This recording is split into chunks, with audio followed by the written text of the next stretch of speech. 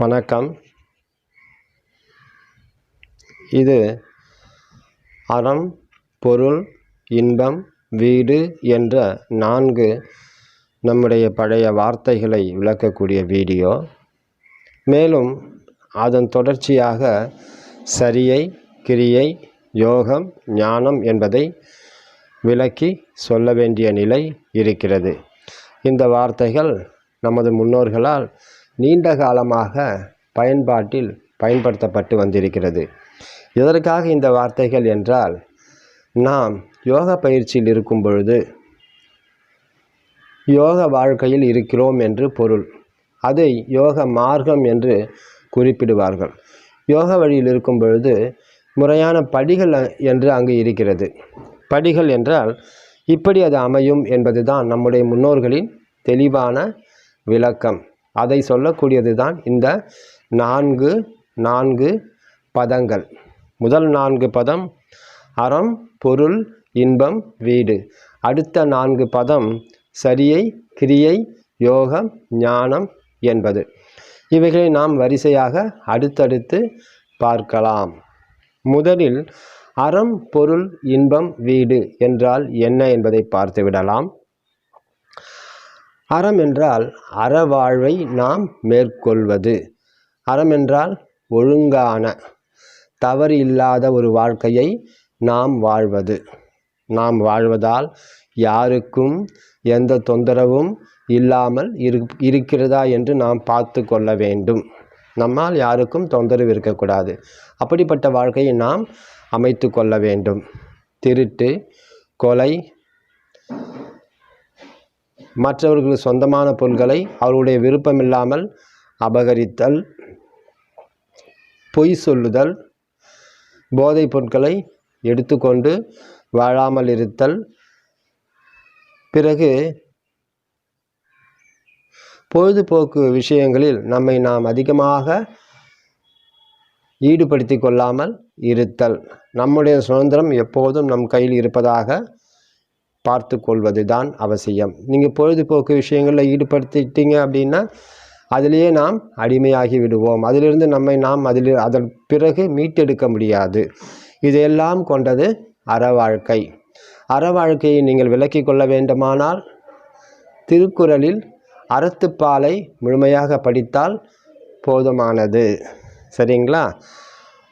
இதெல்லாம் சரின்னு அவர் சொல்லுவார். திருக்குறளில் அறத்துப்பால், அதற்கடுத்து பொருட்பால், அதற்கடுத்து காமத்துப்பால் என்று சொல்லக்கூடிய இன்பத்துப்பால், இவைகள் இந்த 3ஐயும் விளக்குகிறது. அதுதான் நமக்கு அறம், பொருள், இன்பம் என்று 3 வார்த்தைகளாக இங்கு உள்ளது. இறுதியாக வீடு நாம் பார்க்கலாம். இப்போது நாம் அறத்தை பார்த்து விட்டோம். பொருட்பால் என்று வரும்பொழுது அற வாழ்க்கையில் வாழ்ந்து சம்பாதித்த பொருட்களை நாம் சம்பாதிக்க வேண்டும். சம்பாதித்த பொருட்களை பாதுகாக்க வேண்டும். பாதுகாத்து அதை நாம் முறையாக நம்முடைய இன்ப துய்த்தலுக்காக பயன்படுத்த வேண்டும். இன்பம் என்றால் பலவிதமான இன்பம் இருக்குது. உறவுகளால் இன்பம், மனைவியால் இன்பம், பிள்ளைகளால் இன்பம், பிறகு நாம் அனுபவிக்கக்கூடிய பொருள்களால் ஏற்படக்கூடிய இன்பம். இதை பொருளை ஒழுங்காக பராமரிப்பதால் இது வாழ்க்கையில் நாம் ஏற்படுத்தி கொள்ளலாம். இது 2வது பதம். அறம் முடிந்தது, பொருள் முடிந்தது, இன்பம் என்பதும் முடிந்தது. இன்பத்தை நாம் இப்படி பொருளை கொண்டு அனுபவிக்கலாம், உறவுகளை கொண்டு அனுபவித்து கொள்ளலாம். இப்படியாக நடந்த இந்த வாழ்க்கையானது இறுதியாக வீடு பேறு பெற்று முடிவுக்கு வர வேண்டும். நியாயமாக வாழ்ந்திருக்கோம் இல்லையா? ஸோ வீடு பேறு பெற வேண்டுமா இல்லையா? பெற வேண்டும். ஸோ வீடு பேறு பெறுவதற்கு என்ன வழி என்று நாம் பார்க்க வேண்டும். இப்பொழுது நமக்கு இங்கே இருந்து உண்மையில் சொல்லப்போனால் முதல் படியிலிருந்தே நமக்கு யோக வாழ்க்கை ஆரம்பித்து விடுகிறது. அதனால்தான் இவை அனைத்தையும் யோக பயிற்சியாளர்களுக்கு கண்டிப்பாக தெரிந்திருக்க வேண்டியது அவசியமாகிறது என்பதை நாம் கண்டிப்பாக தெரிந்து கொள்ள வேண்டும். வீடு பேறு பெறுவதற்கு நாம் எப்படி இதை எடுத்துக்கொள்வது என்பதை சொல்ல வரும்பொழுது அடுத்த 4 பதங்கள் நமக்கு உதவியாக இருக்கிறது. இதுவும் முன்னோர்களால் வழி வழியாக சொல்லப்பட்டு விளக்கப்பட்டு வருகிறது. சரியை, கிரியை, யோகம், ஞானம் என்ற இந்த வார்த்தைகள்.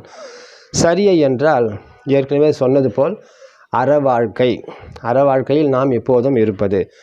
அதில் அற வாழ்க்கையிலிருந்து அதன் வழியில் பொருளை ஈட்டு அதன் வழியில் நியாயமாக சுகத்தை அனுபவித்த வாழ்க்கை அற வாழ்க்கை. அது சரியாக இருக்கிறது. வெளிப்புற தூய்மையை நாம் கடைபிடித்தல், உடல் சார்ந்த தூய்மை, மனம் சார்ந்த தூய்மை, ஒழுக்க நெறிகளை இதன் மூலம் நாம் கண்டிப்பாக அடிப்படை ஒழுக்க நெறிகளை கடைபிடிக்க வேண்டும். இதையெல்லாம் சரியில் வந்துவிடும். அதன் பிறகு கிரியையில் நாம் இங்கு கிரியா பயிற்சிகளை நாம் மேற்கொள்ள ஆரம்பிக்கிறோம். அதில் குறிப்பாக சொன்னால் இந்த தியானம், இப்போது நாம் செய்யக்கூடிய தியானம் விபாசனா தியானம், அதில் சுவாச தியானம், இவையெல்லாம் இந்த கிரியா என்ற இடத்தில்தான் ஆரம்பிக்கிறது. இதில் ஆரம்பித்த நாம் தொடர்ச்சியாக இதை எடுத்து தொடர்ச்சியாக செய்து கொண்டிருக்கும்போது மன தூய்மை பெற்று மனப்பிடிப்புகளில் மன காயங்களிலிருந்து விடுபட்டு தூய மனதை பெற்று அதன் பிறகு தூய மனம் என்பது அளவு விரிவடைந்து கொண்டே செல்லும். அது விரிவடைந்த நிலையில் நமக்கு அதிகப்படியான அந்த தூய உணர்வு மனம் கிடைக்கப்பெறும். அது ஃபுல் கான்சியஸ்னஸ் மைண்ட் என்று சொல்வார்கள். அதுவும் ஃபுல் கான்சியஸ்னஸ் மைண்டு கிடையாது, அதற்கும் மிஞ்சி அது இருக்கிறது. இன்னும் ஆழ்மன பதிவுகள் ஏதாவது இருக்கிறதா என்று தேடி அவைகளை நாம் தியானத்தில் பார்த்து நீக்கி கொள்ள வேண்டும். ஸோ சரியை என்னன்னு தெரிஞ்சு போச்சு, கிரியை என்னன்னு தெரிஞ்சிடுச்சு. நம்முடைய யோக பயிற்சிகள், அதாவது குறிப்பாக தியானம் ஆரம்பிக்கிறோம்.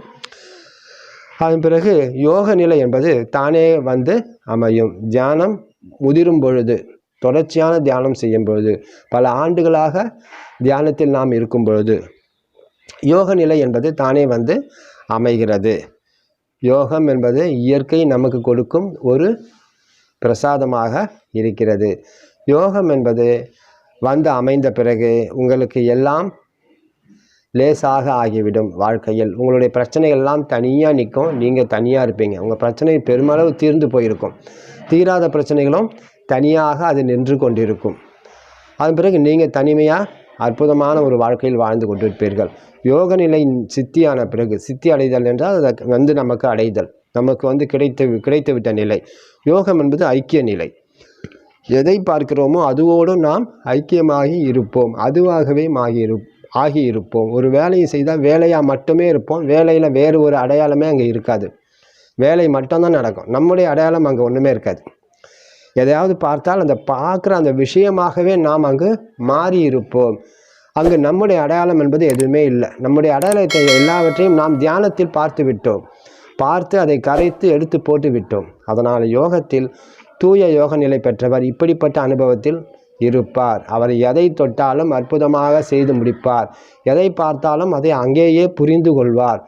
இந்த நிலையில் நீண்ட கால வாழ்க்கை அப்படியே போன பிறகு அதே நிலை முழுமை அடையும் பொழுது ஞானம் என்பது நமக்கு அங்கு வெளியே தெரிய ஆரம்பிக்கும்.